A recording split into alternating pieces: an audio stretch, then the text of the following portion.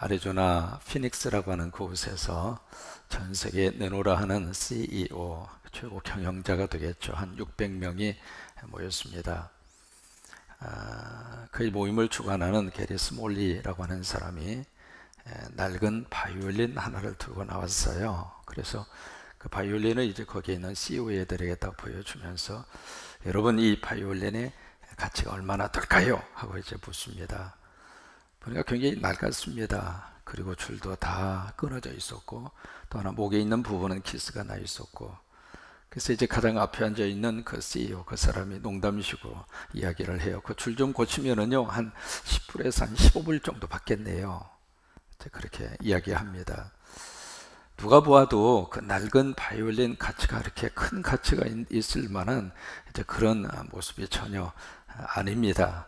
그러자 게리 스몰리라고 하는 사람이, 그래요? 그러면 이 바이올린의 속을 한번 들여다볼까요? 하면서 그 바이올린 속에 쓰여져 있는 글씨 하나를 그들에게 읽어줍니다. 그 바이올린 안에 뭐라고 글씨가 쓰여져 있었는가? 다음과 같은 글씨가 쓰여져 있었습니다. 1723년 안토니 스트라디바리우스. 아는 사람은 이거 보고 놀랍니다. 저 글씨가 무엇을 의미하는지를 거기 있는 사람들은 알고 있었어요. 지금까지 전 세계적으로 스트라디바리우스라고 하는 사람이 만든 그 바이올린이 역사상 최고의 명기입니다. 그런데 다 순수 다 제작을 다 수작업을 통해서 나타난 악기인데, 그 악기가 지금 전 세계에 남아있는 악기가 한 600대 정도 남아 있습니다. 이제는 놀랄 만한 정도의 가격을 알려드리겠습니다. 저 바이올린 한 대의 가격이 30억에서, 아니요, 아직 놀랄 때가 아닙니다. 30억에서 300억까지 갑니다. 무슨 놈의 악기가 그렇게 비싸요? 근데 그렇게 비싸요. 스트라디바리우스 저 바이올린이. 이제 그렇게 딱 소개를 하고 나니까 이제 그 사람들이 그 바이올린을 바라보는 시각이 달라졌어요. 눈에 빛이 난 거예요. 지금 저렇게 비싼 악기, 저렇게 좋은 악기를 지금 저 사람이, 게리 스몰리라고 하는 사람이 들고 있구나, 그 생각이 든 거예요. 자, 보십시오. 지금 줄이 고쳐졌습니까? 목 키스난 것이 지금 완전히 다 수정이 됐습니까? 생긴 그대로입니다. 근데 뭐 때문에 그 사람들이 그렇게 보는 각도와 시각이 달라졌을까요? 그걸 누가 만들었는가를 알았기 때문입니다. 우리가 계시록의 말씀을 통해서 우리 스스로에 대한 존재를 다시 한번 확인했으면 좋겠어요. 여러분은 누가 만드셨어요? 크게 누가 만드셨어요? 여기만 누가 만드셨어요? 하나님 만드셨어요.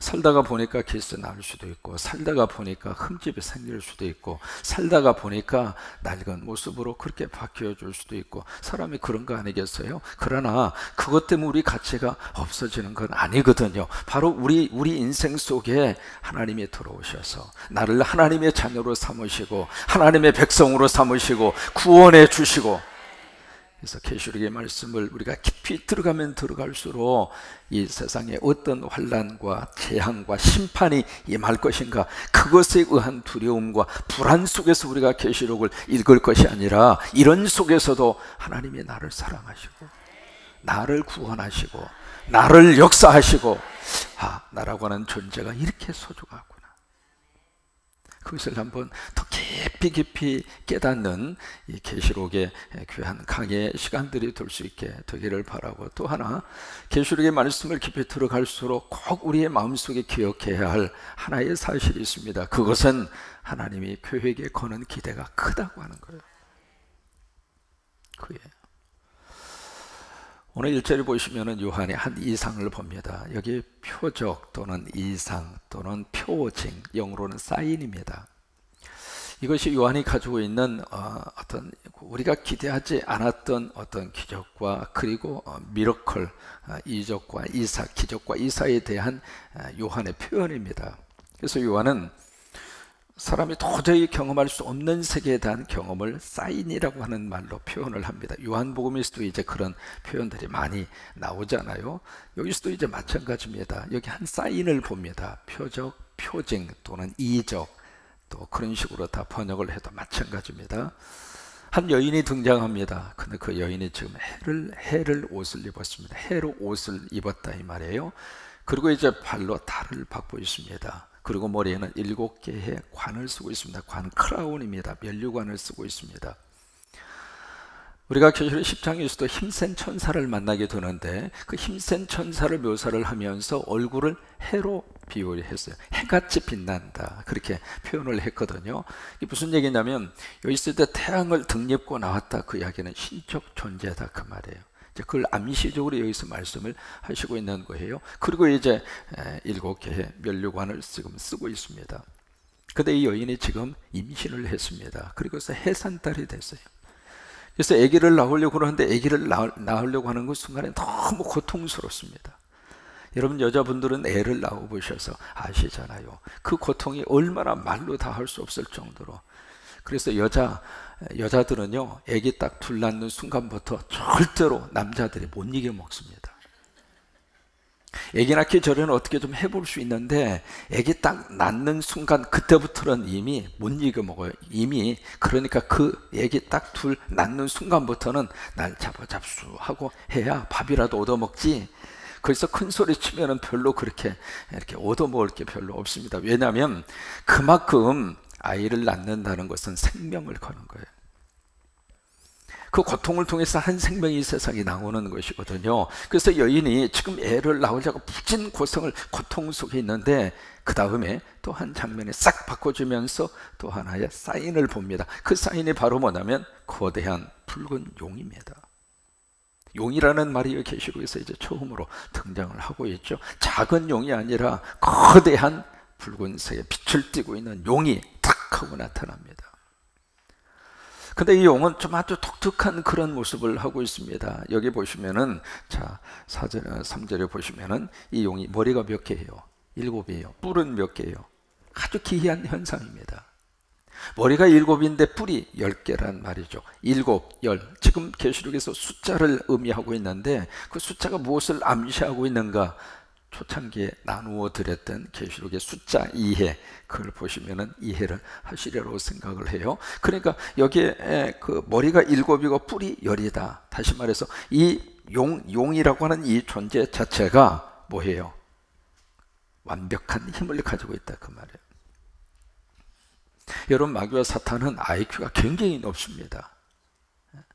그래서 사기치는 사람들은요 머리가 아주 뛰어납니다. 그래서 머리가 뛰어나기 때문에 사기치려고 덤벼드는 순간 눈 뜨고도 당하는 거예요. 정신 바짝 차리지 않으면은 사기꾼들처럼 입담이 좋은 사람 없고요, 사기꾼들처럼 얼굴이 번지르는 사람, 와, 왜요? 벌써 7개 열이잖아요. 그만큼 이 사기꾼들 그리고 마귀와 사탄들이 전략적으로 우리에게 접근한다 그 말이에요. 그래서 전략적으로 접근을 하는데 그 전략적으로 접근하는 마귀와 사탄을 이길 수 있는 방법과 힘이 나에게 없어요. 어떻게 이길 수 있는가? 내 안에 계시는 주님이 계셔야 해요. 내 힘으로는 질 수밖에 없는데, 그래서 내 힘으로는 도저히 이것을 상대할 수 있는 힘이 없어요. 왜? 7개 열이라니까요. 완벽한 힘을 가지고 있고 완벽한 IQ를 가지고 있고 그런 사람들을 어떻게 우리들이 이겨먹을 수가 있어요? 마귀와 사탄은 하나님보다는 능력이 떨어집니다만 인간보다는 능력이 출출해요.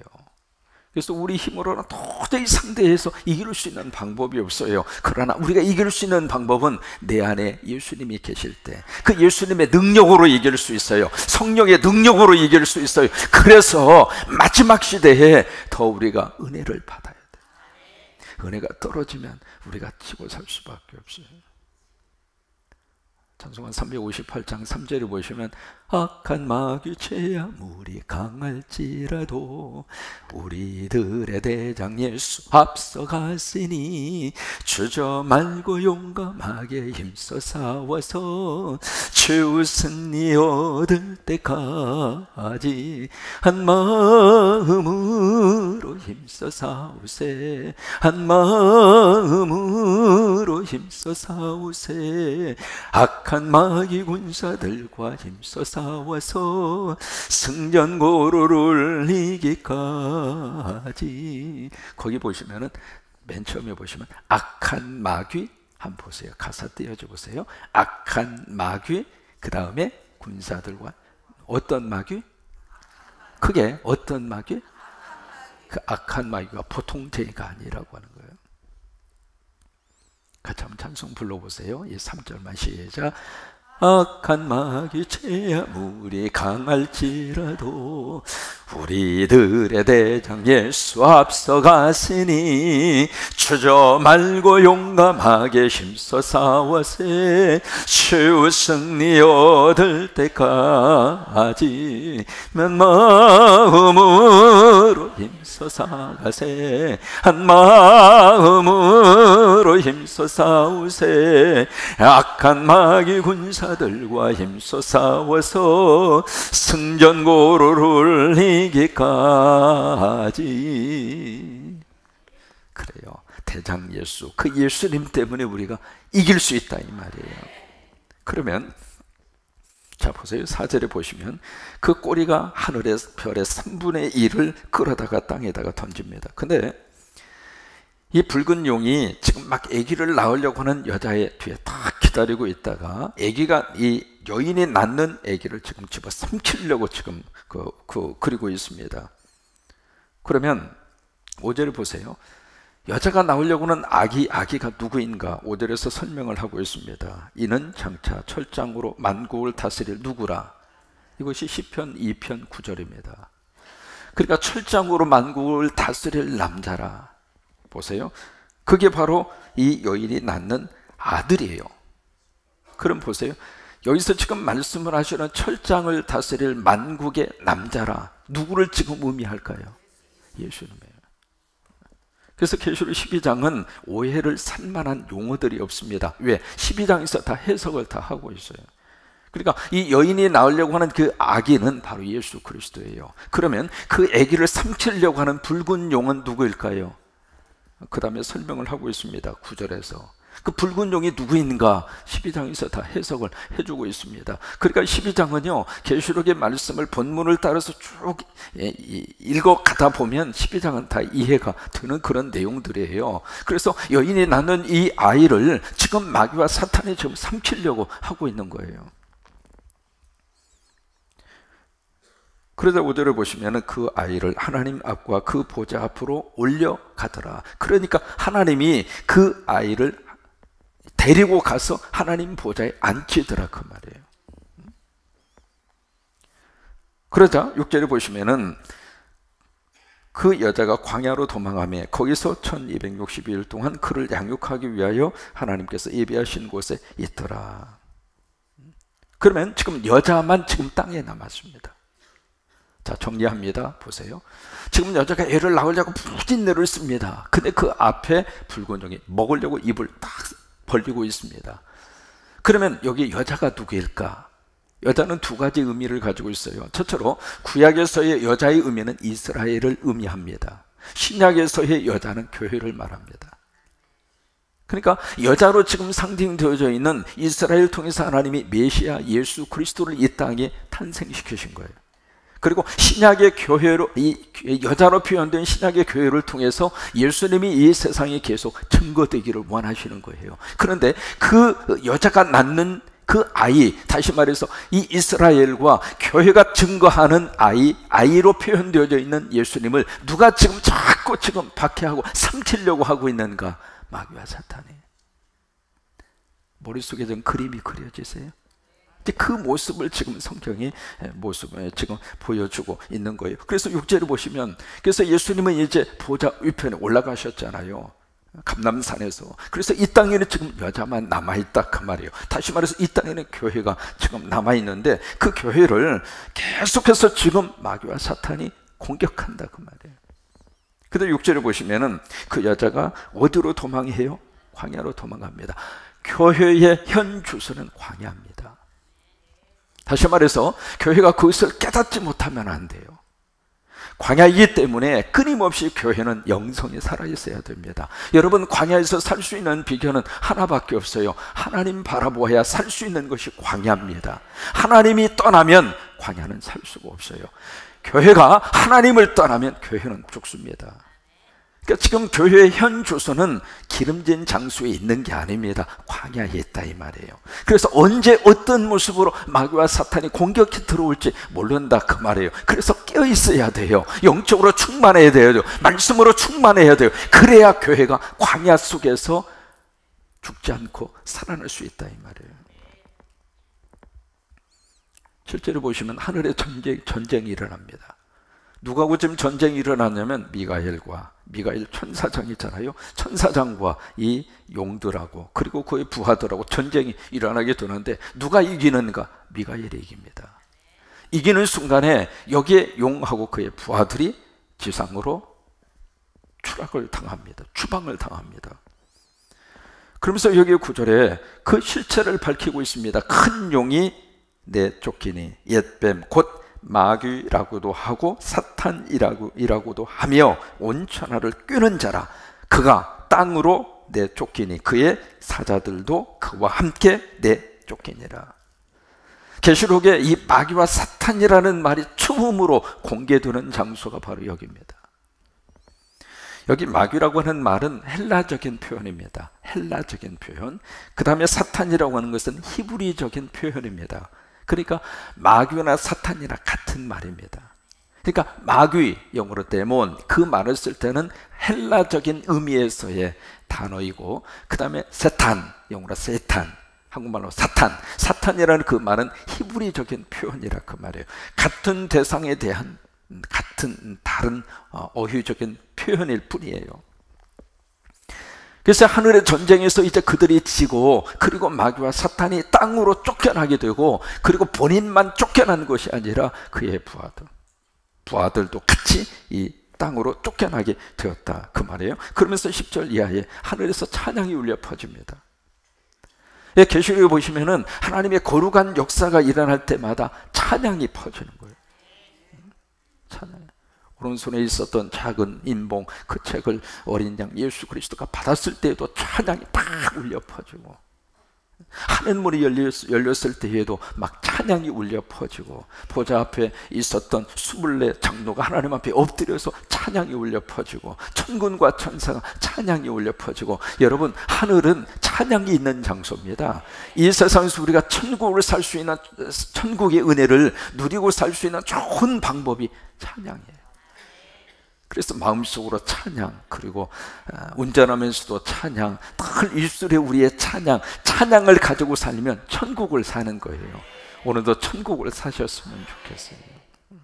그래서 여기 찬양을 쭉 이렇게 울려 퍼지는데, 이제 10절 이하가 바로 그 찬양의 가사입니다. 이제 우리 하나님의 구원과 능력과 나라와 또 그의 그리스도의 권세가 나타났으니 우리 형제들을 어떻게 하던 자, 참소하던 자, 다시 말해서 고발하던 자, 곧 우리 하나님 앞에서 밤이고 낮이고 참소하던 고발을 하던 자가 어떻게 했어요? 쫓겨났다. 마귀와 사탄의 특징은 참소하는 자예요. 자꾸 고발하는 자. 11절에 또 우리 형제들이 어린 양의 피와 자기들이 증언하는 말씀으로서 그를 어떻게 했어요? 이겼다. 이겼다고 하는 말, 영어로 overcame이라고 하는 단어를 씁니다. 이 단어의 시제가 과거 완료 시제입니다. 이미 이겼다 그 말이에요. 이미 이겨버렸다 그 말이에요. 앞으로 이길 것이다 그 말이 아닙니다. 이미 이겼어요. 너희가 세상에서는 환난을 당하나, 너희가 세상에서는 환난을 당하나 담대하라. 내가 세상을 이겼노라. 그 예수님이 이기셨잖아요. 믿으시면 아멘. 주님이 십자가 보혈의 피의 능력과 권능을 통해서 이미 다 이기셨잖아요. 이기신 예수님이 내 안에 들어오시면 나도 어떻게 돼요? 이겼다. 예수 믿는 순간 하나님이 이미 용서해 주셨어요. 그 이야기는 뭐예요? 과거 완료가 됐다 그 말이에요. 용서받았다 그 말이에요. 더 이상 과거에 그 실수와 죄악 때문에 이제 더 이상 아파하지 않았으면 좋겠어요. 왜? 이미 하나님이 용서해 주셨으니까. 그래서 11절 말씀이 바로 그거예요. 그를 이기었으니. 그가 바로 누구냐면 지금 마귀와 사탄과 그의 부하들을 의미하고 있는 거거든요. 그들은 죽기까지 자기들의 생명을 아끼지 아니하였도다. 12절 그러므로 하늘과 그 가운데 거하는 자들은 어떻게 해라? 즐거워하라. 그래요. 오늘 하루를 예수님 안에서 행복하게 사셨으면 좋겠어요. 오늘 하루를 예수님 안에서 웃고 사셨으면 좋겠어요. 왜? 승리를 주님이 하셨고 나도 승리했고 앞으로도 승리할 것이기 때문에. 그래서 여러분, 미소가 떨어지지 아니하는 그런 행복한 믿음의 삶이 우리 속에서 그대로 이루어질 수 있게 되기를 바랍니다.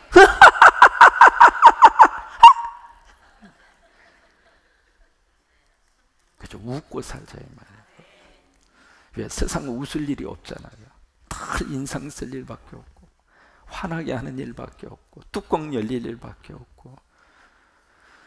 그러다 보니까 참 그래요. 우리끼리 있을 때는 잘 모릅니다. 그런데 LA 같은 지역에는 소수민족이 한 120개, 130개 소수민족이 모여서 인종시장입니다.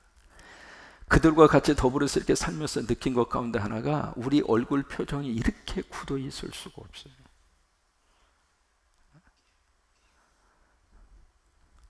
무슨 얘기냐면, 우리는 알게 모르게 이미 표정 자체가 지금 굳어 있는 거예요. 그만큼 여유 없이 살고 있어요. 걱정이 너무 많고, 염려가 너무 많고, 또 하나, 우리 성격 자체가 빨리빨리 성격이어가지고 빨리 안 되면 막 화내는 거예요. 그 좀 기다려줘야 되는데, 어느 정도 성질이 급하냐면, 어제 결혼했는데 왜 아기를 안 낳느냐고. 그게 뭐냐면, 그게 이제 우리 속에서 참 어떻게 부정할 수 없는 그런 모습 가운데 하나입니다만은, 그게 예수님 믿고는 좀 달라졌으면 좋겠어요. 성령 안에서는 좀 달라졌으면 좋겠어요. 오늘 말씀도 그렇게 말씀을 하시잖아요. 12절에 하늘과 그 가운데 거하는 자들아. 왜? 우리는 하늘에 거하는 자들이잖아요. 빌립보서에 있는 말씀대로 우리의 시민권은 어디에 있어요? 하늘, 무슨 하늘에 있다 이 말이에요. 우리가 땅에서 지금 살고 있지만은 우리는 하늘에 속한 자라 그 말이에요. 그러면 하늘에 속한 자들은 즐거워해라 이 말이에요. 왜? 우리에게 승리를 주셨으니까. 오늘 힘든 일이 있어도 다 견디고 살아갈 수 있습니다. 조금 어려움이 있어도 그것 때문에 인생 끝나지 않아요. 얼마든지 우리가 이기면서 살아갈 수 있거든요. 없으면 없는 대로 살고, 있으면 있는 대로 살고, 그렇게 살면 되죠. 아니 목사님, 없으면 목사님은 그런 거 안 경험을 해봐서 몰라요. 뭘 안 경험이요? 제가 살아온 인생 한번 펼쳐볼까? 내 앞에서 이 목사님 힘들어요 그런 말 할 분이 사실은 별로 없어. 왜? 제가 이민자 20년 생활한 것을 쭉 펼쳐 놓으면 제 앞에서 할 말 없을걸? 그런 인생 다 살았어요. 살고 보니까 살만하다 이 말이요. 차고에 방 한 칸 꾸려가지고 화장실도 없고 부엌도 없는 데서 살아보셨어요? 화장실이 없어서요, 가장 힘든 것은 뭐 작은 것은 그냥 가다가 딱 해결할 수 있겠더라고요. 작은 것이 뭔지는 그냥 알아서 생각하세요. 가장 복잡한 것은 큰 거야, 큰 거. 그건 어때요? 적당히 해결할 데도 없잖아요. 화장실을 가려면은 문을 몇 번을 열어야 되면 한 번, 두 번, 세 번, 네 번, 5번을 열어야 화장실을 가요.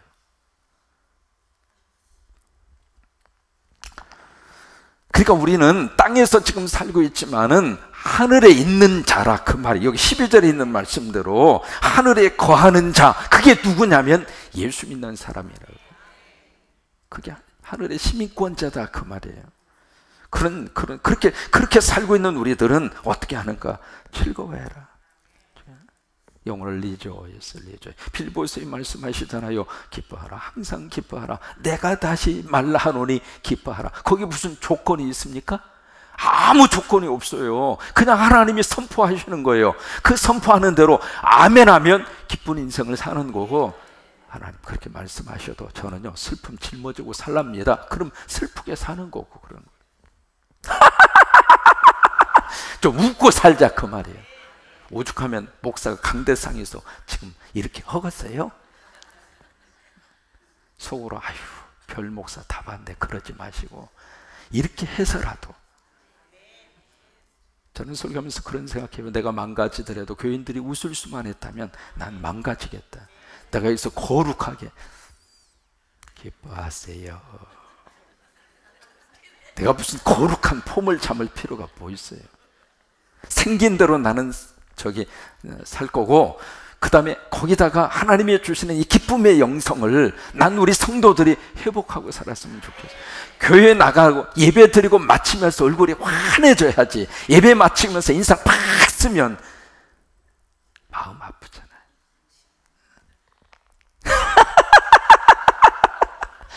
이래도 안 웃으면 방법이 없어요. 뭐 어떻게 할 거예요? 어떻게 할 거예요? 목사님 아무리 그래도 저는 안 웃습니다. 100번을 해보십시오. 이를 악물고, 여기서 다 보여, 다 보여. 집에 가서 웃으려고 그냥 여기다. 웃으면 무슨 거룩이 없어집니까? 웃으면 무슨 경건이 사라집니까? 웃으면은 뭐 믿음이 떠나갑니까? 기침 나와도 웃을 때는 웃는 거예요. 12절에 그러므로 하늘과 그 가운데 거하는 자들은 즐거워해라. 근데 보세요. 그러나 땅과 바다는 화가 있을지. 땅의 사람은 하나님의 재앙을 피할 수가 없다 이 말이에요. 하늘의 사람은 기쁨을 가지고 살지만 땅에 사는 사람은 계속 하나님의 임박한 이 재앙의 그늘을 벗어날 수가 없다 그 말이에요. 왜냐하면 마귀가 자기의 때가 얼마 남지 않은 줄을 알므로 크게 분내어 너희에게 내려갔습니다.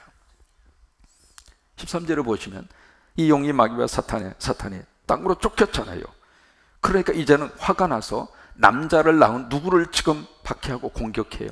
여자를 공격합니다. 그러니까 교회를 공격한다 그 말. 갈수록 마귀와 사탄이 교회를 계속 공격을 합니다. 공격을 하는데 공격의 대상의 가장 중심에 누가 있는가? 목사가 있는 거예요. 그래서 제가 목회하면서 담임 목사로서 다 하나님 앞에 겸손하게 무릎을 꿇지 않으면, 담임 목사 한 사람이 잘못되면 교회는 그 순간 와르르 무너져요. 그래서 담임 목사를 위해서 기도해 달라는 거예요. 담임 목사 한 사람의 영성이 흐려지거나, 담임 목사 한 사람이 욕심을 부리거나, 담임 목사 한 사람이 돈에 눈이 멀거나 그러면 그 교회는 그 순간 끝나는 거예요.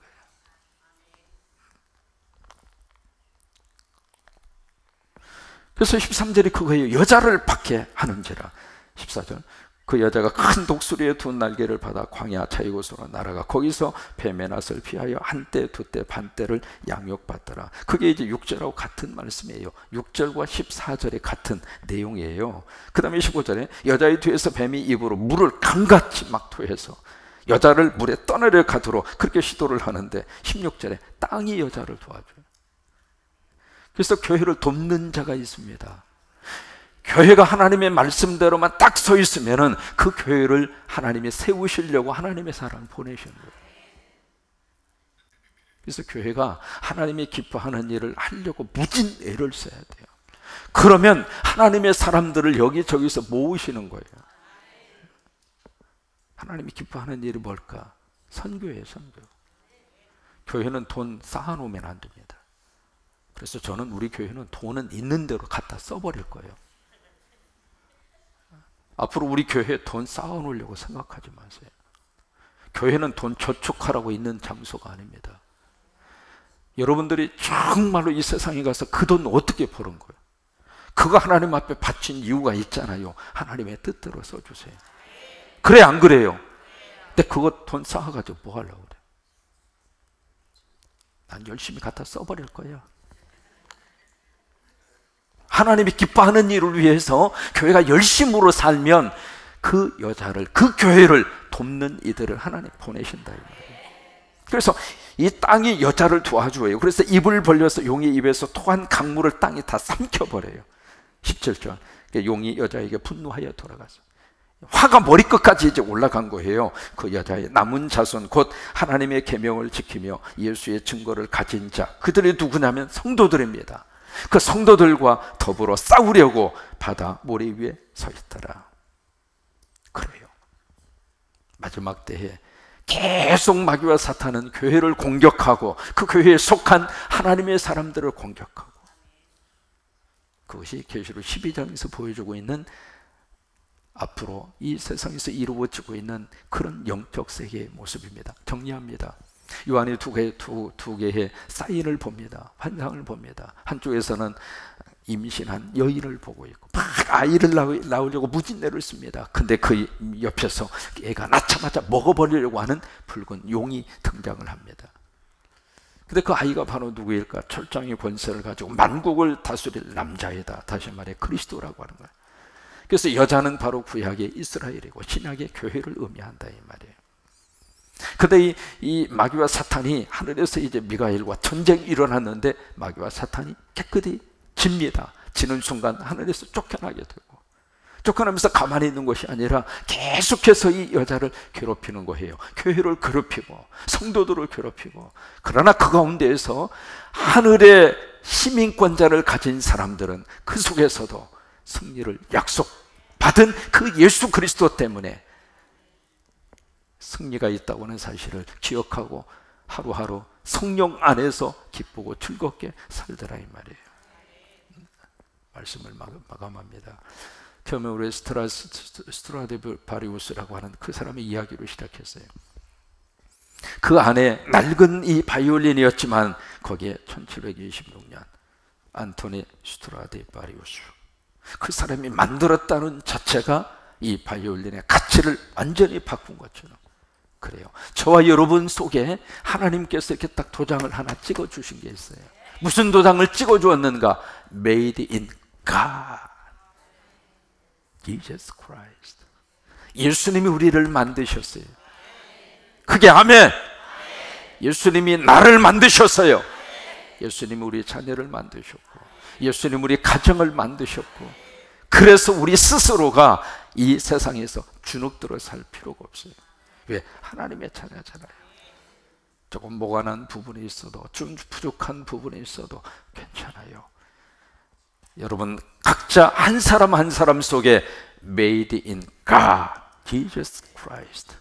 오늘도 그 긍지와 자부심을 가지고 예수님 안에 있으면 다 이기고 살아갈 수 있습니다. 주님 날개 안에 있으면 다 승리하고 살아가게 되어져 있어요. 그 역사와 축복이 함께 하시기를 주의 이름으로 축원하고